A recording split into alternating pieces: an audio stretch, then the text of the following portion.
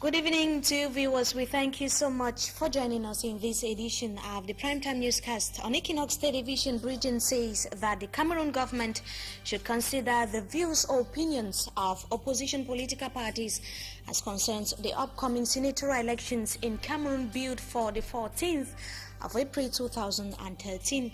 And also in this newscast, Mimboman inhabitants in the capital city Yaoundé demand that the suspected ritual killers be lynched.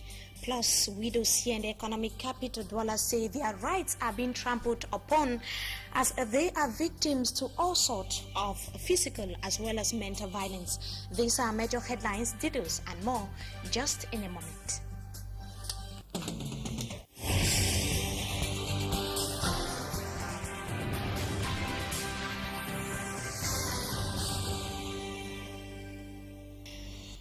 Thank you, viewers, once again for joining us in this edition of the Primetime Newscast on Equinox Television. We begin right away here in the economic capital Douala, where a little girl has died following an electrical shock that was in Bonaberry here in the economic capital Douala, and the girl was electrocuted by a cable on the floor as she crawled around the house.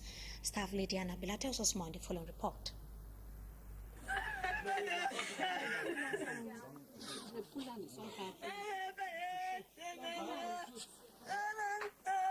This family here in Forever Bonaberry is still to come out of shock after their baby died following an electrical shock. Little Epenza None Silvana was electrocuted as he crawled around the house in the absence of her mother, who was busy with other household chores. The little girl ignorantly touched a cable exposed on the floor. Confused seeing her daughter helpless, the mother hurriedly carried the child, but she too was electrocuted.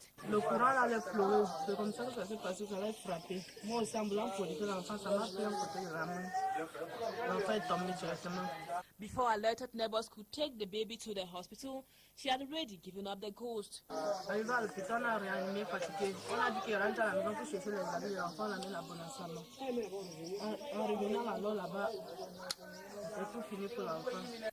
Meantime, AES Sonel has always warned that people should not get any close to electric cables. Thus, exposed cables should be kept far away, especially when little children are in the house.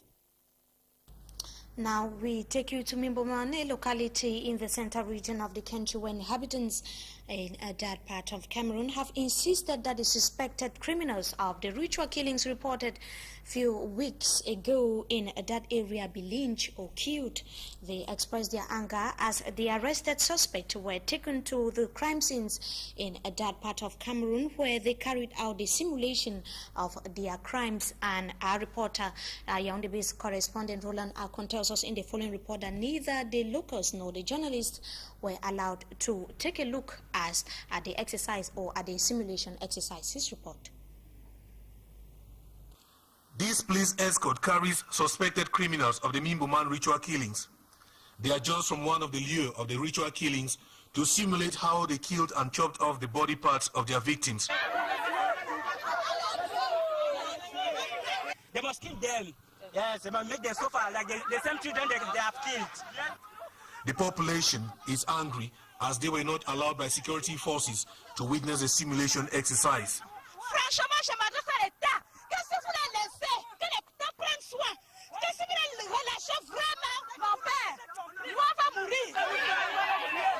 This fuming crowd from the area say the suspected criminals should be killed just as they killed.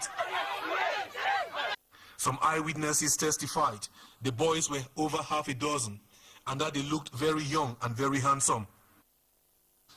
In the police van that drove away with them, we saw them with crash helmets, surely to hide their identities.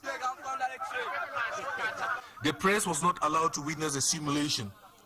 Il y a le responsable de la communication de la délégation générale de la Sécurité nationale qui nous a refoulés complètement sur le terrain. This reporter of the French daily newspaper Le Jour says police authorities allowed only CRTV, the State Broadcasting Corporation, on the simulation area. Oui, il y a que les médias du service public qui sont sur le site. What is the police hiding from the private media and the population over such a delicate issue? That is the question. It should be recalled that last December and early January, mutilated corpses of girls in particular were discovered in Mimboman with visible signs that they had been raped. La détermination du gouvernement à mettre hors état de nuire. Government said over 20 suspects were under arrest, but during the simulation exercise, eyewitnesses say they saw just about half a dozen. Ça atteste donc de la. And that is what inhabitants of the Mimboman locality in the central region of the country say. And what do widows here in the economic capital Douala say as far as preparations ahead of the 8th of March, that is the International Women's Day, are concerned? They are saying that they feel unprotected as they are subjected to all sorts of moral as well as mental and physical violence. And they were speaking on the sidelines of the theme of this year, which is the elimination and prevention of all forms of violence against women and young girls. Ranibel Satawara here in the economic capital Douala visited some widows, and this is her report. The widows said not only were they without comfort or care, but were also subjected to different kinds of unfair treatment, especially from their deceased husband's family members. One of the widows, Madame Jo Fanet, recounted how she has been under pressure from her husband's first sons since her husband died 17 years ago. She explained that her personal belongings were thrown out of her husband's house, never to come back, and equally deprived from laying hands on any of his properties despite the ruling of the law court in her favor. Yvette Elong, on the other hand, explained that although not sent out of her home, her family and that of her late husband failed to comfort and protect her children and her as their tradition demands. She was worried that she has been abandoned to herself upon the death of her husband. With theme for this year's International Women's Day celebration focusing on violence against women, the widows met to discuss about their status and ways to improve upon their conditions. According to another widow, Eposi Adeline, the idea of intimidating widows because their husbands are no more is senseless and wicked. To her, those subjected to some archaic right or tradition and maltreatment should not give up in their struggle for their right. And preparations are upbeat in Ebolova as far as the Women's Day celebrations are concerned, and women are complaining that getting the Women's Day fabric is expensive and scarce. And Abila tells us in the following report that the scramble does not end only at the level of women, but men too are not left out of the scene. Details in the following report. Women in the South Regional Headquarters of Ebolova are also busy and worried as preparations for Women's Day intensifies across the national territory. But having a fabric which many women still value so much in Cameroon is not at all an easy task.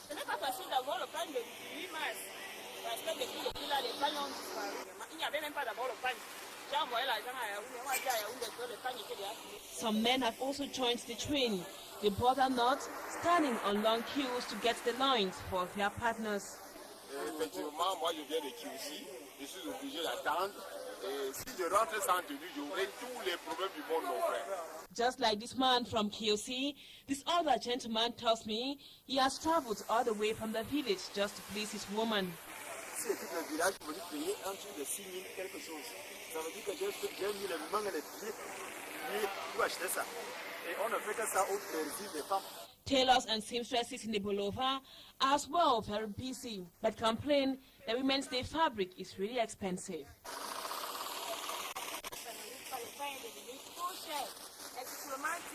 Observers question if women should limit the commemoration of the International Women's Day on putting on kaba or a loin. Women's rights activists on their part are calling on all women to instead brainstorm together on how to improve upon the situation of the female folk. And now the president, we talk politics, where the president of the Cameroon Renaissance Movement, Maurice Kamto, has qualified as unlawful and undemocratic the February 27th presidential announcement on the upcoming senatorial elections in the country. Roland Akon in the following report tells us that he told Cameroonians not to get discouraged as far as getting themselves registered on the biometric list is concerned, and he was speaking during a press briefing that he organized in the capital city Yaoundé. That was yesterday. Roland Akon tells us more in the following report. Le peuple camerounais ne participe donc pas directement à ce scrutin. Maurice Kamto wants that the election of senators in Cameroon should go on after the twin council and parliamentary elections.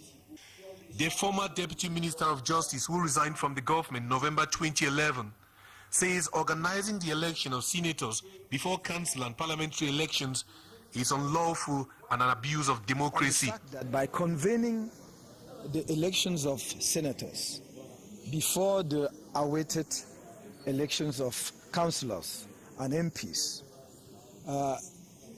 the head of state has disturbed, to say the least, our democratic process.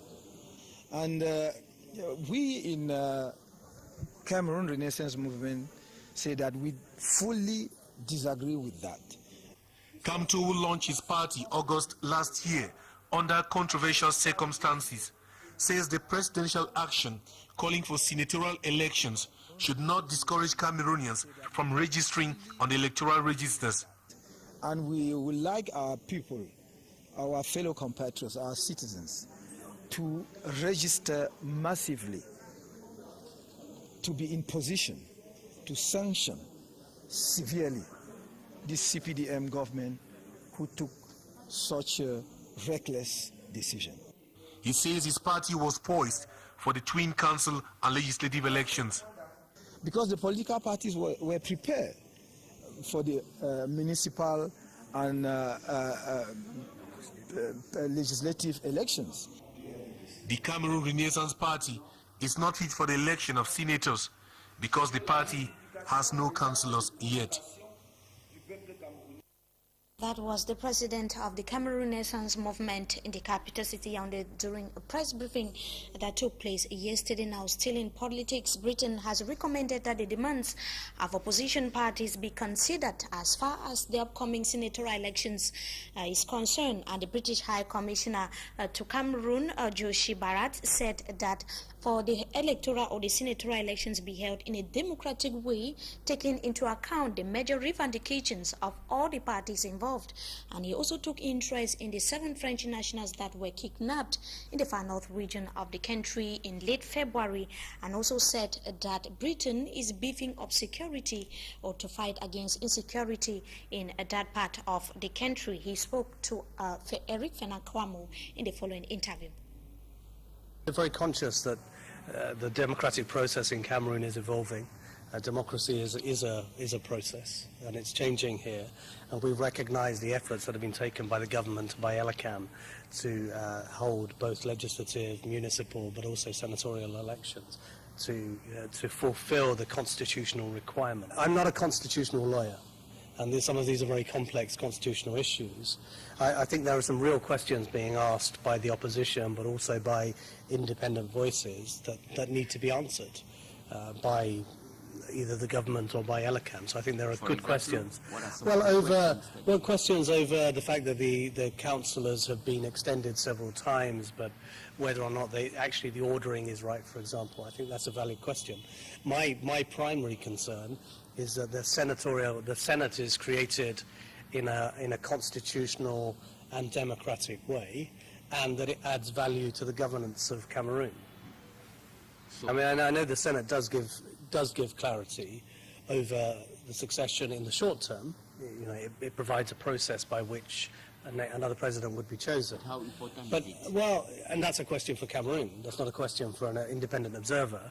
I think what I'm saying is that it needs to add value to governance in Cameroon. If you're going to have a second chamber, as we do, you need to have some clear idea as to what decisions that's going to be able to take, what its remit is, how it adds value to the overall governance process.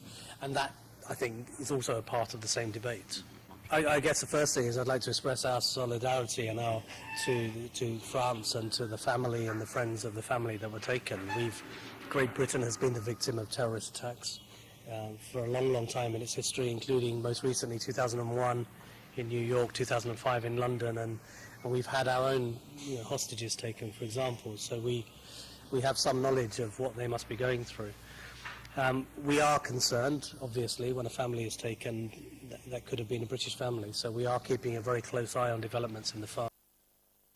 The British High Commissioner to Cameroon, Joshi Barrett, there talking on the country's or Britain's standpoint on the senatorial elections, as well as the 7 French French nationals that were kidnapped recently in the far north region of Cameroon. And still in politics, the list of councillors to take part in the upcoming senatorial elections were published today. In some Elenkam branches that were visited by our reporters, and officials said that they are waiting for the necessary observations as well as corrections be made between today and Friday, that is the 8th of March 2013.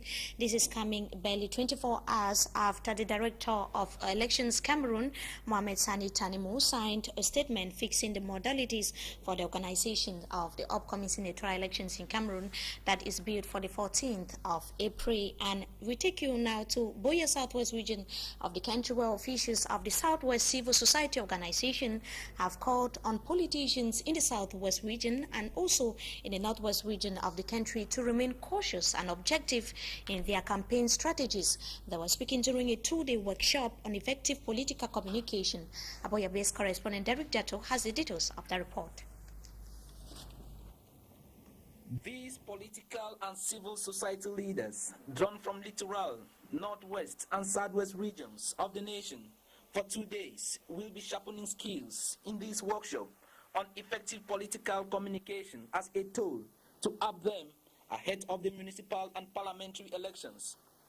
Organized by the Southwest Civil Society Organization Network, the president, Mr. Ngwese Dominique, says the paramount motive of this workshop is to caution political leaders to be sincere in their campaign strategies. We are equally expecting the political party leaders or representatives, most especially, to be able to change their way of approach as far as campaign is concerned. They should have a clear agenda, and they should be able to understand that the society in which we live today has evolved. You don't give the communities a blank check by telling them you are going to do this, and by the end of your mandate, they evaluate you and realize that you have delivered virtually nothing. This workshop was also an opportunity to link the long-existing rift between politicians and civil society by schooling political leaders on the positivity of the civil society in handling political issues as contributors in nation building, not as always being on the opposite camp against political leaders, which has always been the notion before now. And it is on the note that we come to the end of this first segment of the news, but Talking Point is up next.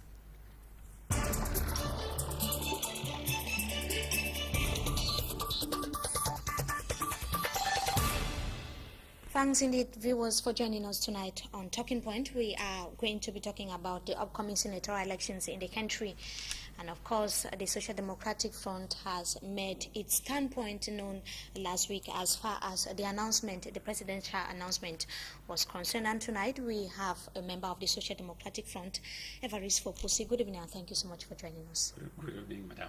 Today we would continue with the Director General of Elections Cameroon, who today talked about the fixing of modalities that all the electorates or the electoral college to vote the various senators will be present during the vote counting.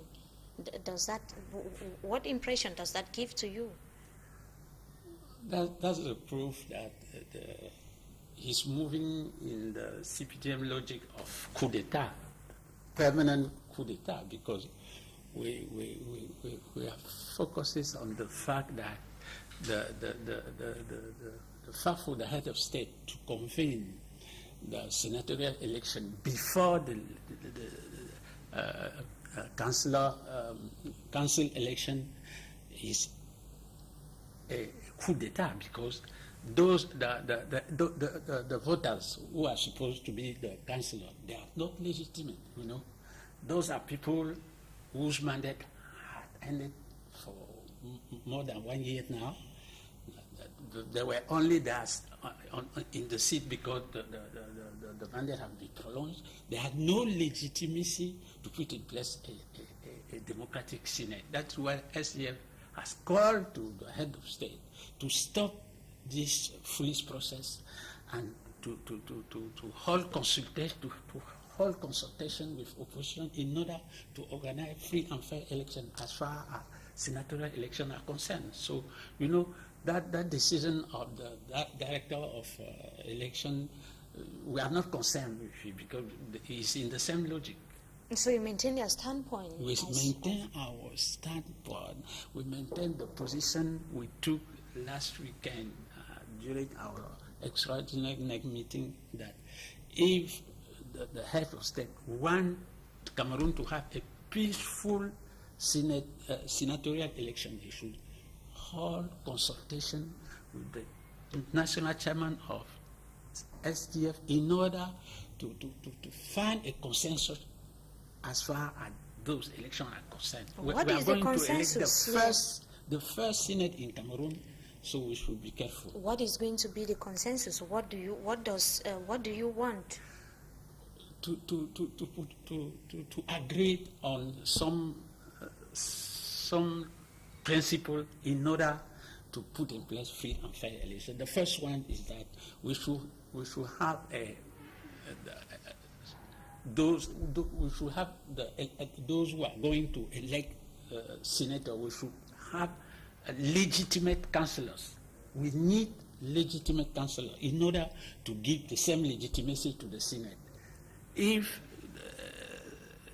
we elect Senate with the ongoing councillors, that Senate is not legitimate. That's our main concern. So the consensus should be around this position. And of course, if the head of state accepts to meet the Social Democratic Front and do not accept to come back to his decision of the senatorials holding before the other elections in the country, would it change? And let us go into dialogue, madam. We cannot anticipate. Let them talk. Maybe we can be convinced by Mr. Biya. What do you mean convinced? But let them when talk. You are against the senatorials before the other elections, how would you be convinced that the senatorials would hold when you don't want the senatorials to hold? The head of state should stop this process. We are asking him to stop this process and to organize councillor election first. So what do you want concretely is that the legislative and the municipal should hold first before the senatorial. Absolutely. And as there's no way that the Social Democratic Front would be convinced. Yes. So if it is not so, the next Senate will not be legitimate. And it's not a good thing for our young democracy. And now it takes us back to what happened in 2011, that the party also told Cameroonians not to get registered. Are you sure you will not come back to your decision? And maybe less than 1 month to the elections, the party was telling Cameroonians to get registered. Are you sure in few months, in few time or few days to come, the Social Democratic Front might not tell electorates to start preparing ahead of the elections? Are you sure you will not come back to your decision? No, madam. I think we still stand on confusion. We never, in 2011, we never asked Cameroonians to not register themselves. No. We asked them to be careful. We said we should never collaborate with Elecam as it was in the process. But we never asked Cameroonians to not register. That is why when finally we saw that we had to go to front and to fight, we finally asked them to go and register. Maybe it was late, but saying that we asked them to not register is not the truth. We never did it. And now other political parties have almost given up on the senatorial elections and have diverted their attention on the legislative and the municipal elections, upcoming legislative, because they know they don't have a seat. Either they are joking or they are looking for something to eat, because the problem we are putting on the table is clear and is a democratic principle. We need a legitimate Senate. Those opposition parties cannot prove us that the Senate will come out from those elections will be legitimate. It's not possible.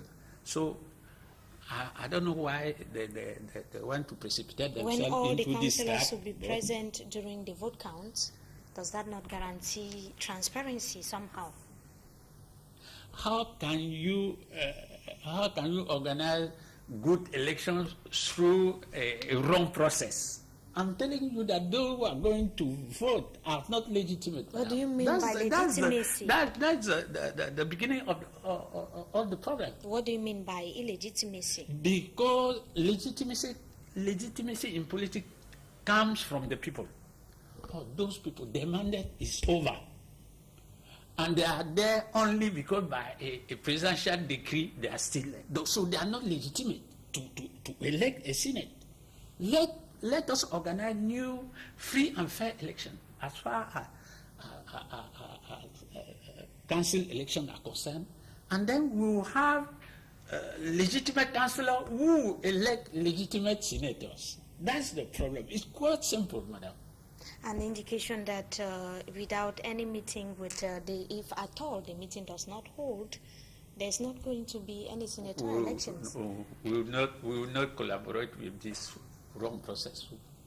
You people We will not count on SDF to collaborate with the wrong process, and we do all our best to convince Cameroonians to block this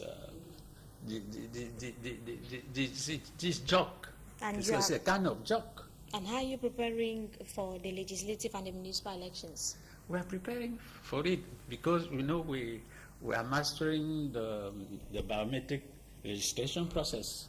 We are on the field. We are the only political party permanently on the field since the beginning of this process, and we are waiting for it, and we are sure that Cameroonians will see this occasion to put our democracy on the good way.